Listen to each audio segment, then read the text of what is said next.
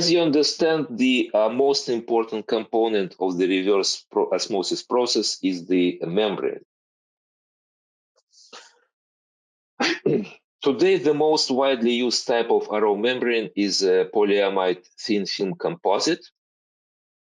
It consists of 3 layers: a semi-permeable thin layer that is less than 0.2 micron, 200 nanometers or less. It's made of aromatic polyamide, which is supported by 2 layers. One is microporous polysulfone layer. It's about 30 to 40 microns. That is cast on top of the reinforcing layer of polyester fabric. It varies around 100 microns. The ultra-thin polymeric film is the feature that gives the RO membrane its salt rejection abilities and all other characteristics. The main functions of the 2 support layers are to reinforce the membrane structure and to maintain membrane integrity and durability. The most widely used membrane module configuration today is a spiral wound element, as it is shown here. It consists of a number of so-called envelopes. Each envelope is basically 2 membrane sheets separated by a thin plastic net that is called a permeate spacer or permeate tricot that forms a channel that allows transport of the permeate towards the permeate tube collector. The membrane leaves are separated by a feed spacer which forms the feed channels and provides the mixing of the feed stream along the length of the membrane element. The whole assembly of envelopes is rolled around the perforated permeate collector tube and collected by a fiberglass shell, covered by the fiberglass shell. The 2 ends of each RO elements are finished with plastic caps that we call end caps or anti-telescoping devices. There are several ways to classify RO membranes. One of them shown here. It depends on the water source of the application. In general, membranes can be divided into seawater and brackish water membranes, depending on the feed water salinity. Here in the table, you can see very approximate brackets for each membrane. For example, for seawater membranes, the salinity of the water varies from 35,000 milligrams per liter and up. These membranes can operate at pressure up to 80 bars. Brackish water membranes are designed to treat lower salinity, anything below 10,000 milligrams per liter.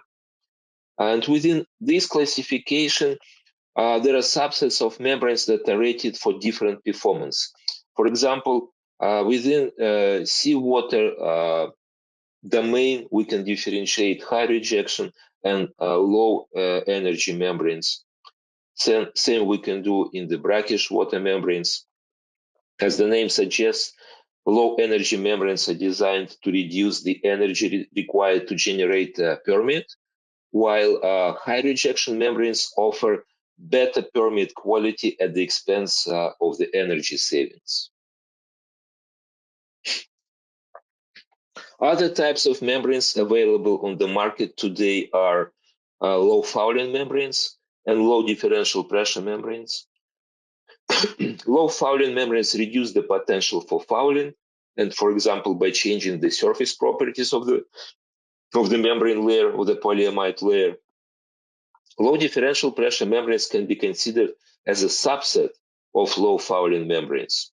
These membrane modules typically have a special feed spacer with optimized geometry that leads to lower pressure drop performance. The feed channels will not plug as quickly with the suspended solids, foulants, or scale. Today, LG Chem produces the full line of seawater and brackish water thin film nanocomposite reverse osmosis membranes that can be selected for various applications. We can offer the highest rejection seawater membranes in the market, so-called G2 membranes, with 99.89% rejection, and the broad spectrum of brackish water membranes, varying from high rejection membranes with rejection 99.78% and anti-fouling membranes to a low and ultra-low pressure membranes. For a system designer, it is important to choose the right set of membranes for a particular application. It requires certain experience, of course, but as a very basic set of guidelines, you may want to use this chart. The upper row shows the range of seawater membranes, while the lower row it's for brackish membranes. If you're looking for energy savings, then your choice is the ES membrane.